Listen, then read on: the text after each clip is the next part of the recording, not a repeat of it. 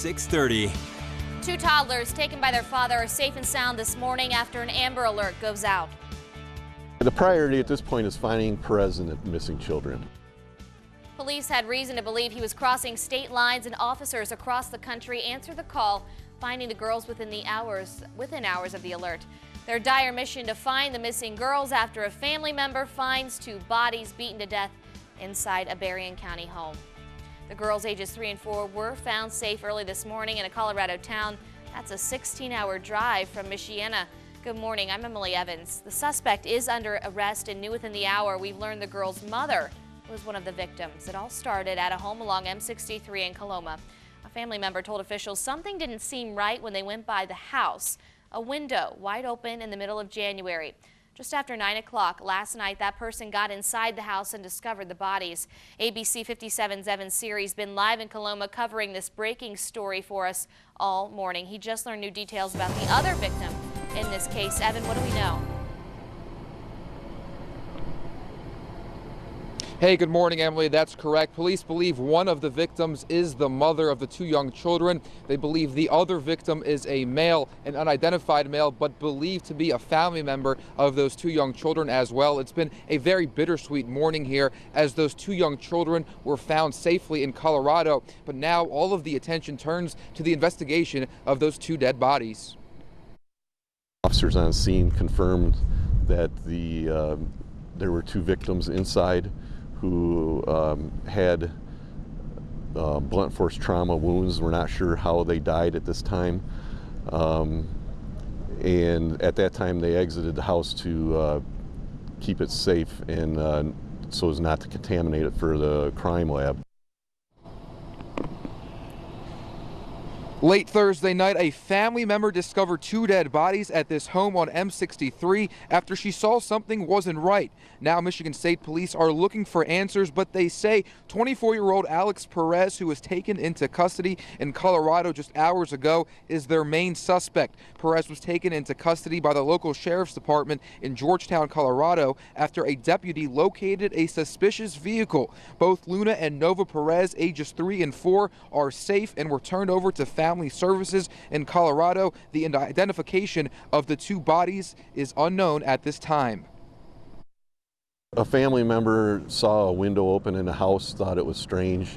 They went over, the house was locked, and they actually used a ladder to gain entry to the house, and at that point they found the bodies inside.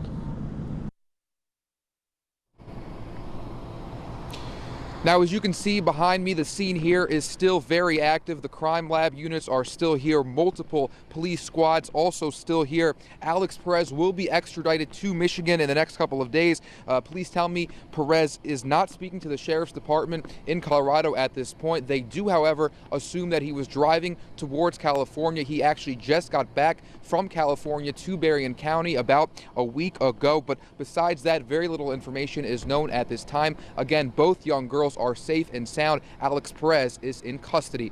We'll keep you updated with more information as we learn it all morning long. Reporting live in Berrien County, Evan Seary, ABC 57 News. Evan, thank you. New details from this story are still developing at this hour. Keep it locked right here for breaking updates and continued coverage as new details come in. Now we want to switch gears a little bit and get a check of the forecast before you head out the door this morning. Outside now is Greg Bobus. Greg, it's a warm start. It absolutely is, and this is the only warm start we're going to have in the next 10 days or so. The next 3 days after today turn aggressively cold, but this morning, not all that bad. The forecast is going to keep our temperatures in the 40s this morning. That includes the bus stop. We're mainly cloudy. You'll still want to have a winter coat for this one, but you also want to pack the umbrella. We have rain moving in late morning into this afternoon. After the rain, the temperatures will drop. We'll hit 42 at noon. We'll be in the 30s by dinner time, and we keep dropping the temperatures throughout the entire weekend, and we bring in some snow as well. We will focus on that coming up in the full forecast. The first GOP presidential debate of 2016 is now in the books. The debate comes just weeks before votes are set to be cast in Iowa. Mary Maloney has the latest. The gloves are off. You're worried most of all about keeping your homes and your families safe and secure. You cannot give Hillary Clinton a third term of Barack Obama's leadership. We need to unite behind the winner so that we can defeat Hillary Clinton, because she is a disaster. She wouldn't just be a disaster. Hillary Clinton is disqualified from being Commander-in-Chief of the United States. The top 7 candidates in the Republican race stood shoulder to shoulder, hoping to convince voters why they should be the pick for president. Our children and grandchildren are counting on us to get it done. But a good portion of the debate pitted the number 1 and the number 2 candidates in the polls, Donald Trump and Ted Cruz, not about electability, but on eligibility to be president. Back in September, my friend Donald said that he had had his lawyers look at this from every which way, and there was no issue there. There was nothing to this birther issue. Now, since September, the Constitution hasn't changed. But the poll numbers have. If, for some reason, he beats the rest of the field, if for some, see, they don't like that. They don't like that. But, no, they don't like that he beats the rest of the field because they want me. But why now? Why are you raising this issue now? Because now he's doing a little bit better. These candidates know time is ticking for voters to make up their minds. If we manage to damage ourselves and we lose the next election, this nation is over as we know it. I'm Mary Maloney reporting. A fire broke out just after 8:30 yesterday at the Blue Water Thermal Solutions plant on Fellows Street. Workers there tried to put the fire out themselves after noticing a machine was on fire. The fire reached all the way to the ceiling, but fire extinguishers didn't get the job done. Dispatch told employees to get out. Once on scene, fire crews had to worry about hazardous materials inside. Once the power was shut to the unit, and once they were able to actually shoot the dry chem up and from below and from above, it was able to extinguish it. Workers were eventually able to go back inside. That fire is under investigation, but officials don't believe it's suspicious at this time. 2 years after a gunman killed 2 people inside an Elkhart Martin supermarket, the victim's family is now suing the company. Lawyers believe Martin Supermarket breached its duty of care to its customers. They say Martin's failed to reasonably inspect and monitor the store for dangerous situations. They also say Martin's failed to secure the area to protect customers, and they failed to provide one of the victims with a reasonable means of escape. Those victims were store employee Crystal Dykes and customer Rochelle Godfrey.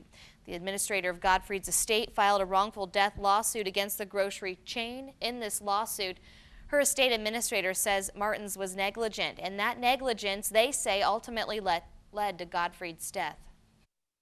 Stores that invite people in have a responsibility to keep those people safe and provide a safe place for them to shop. So they're going to be open at 10 o'clock at night. They need to do that. So they've got to provide the security measures and the protections for their customers to make sure things like this don't happen. We reached out to Martin Supermarket. A spokeswoman says it does not have a statement at this time. A third suspect is now formally charged with the murder of Elkhart native Amanda Blackburn. 24-year-old Deanna Gordon was arrested along with the 2 other men charged in her death in November. Gordon was originally charged with burglary, robbery, and theft. Prosecutors added the murder charge yesterday. He's being held in the Marion County Jail. It's 6:40. The World Health Organization claims the Ebola outbreak is over, but now experts will have to study what the possible long-term effects of the deadly disease may have on several African nations.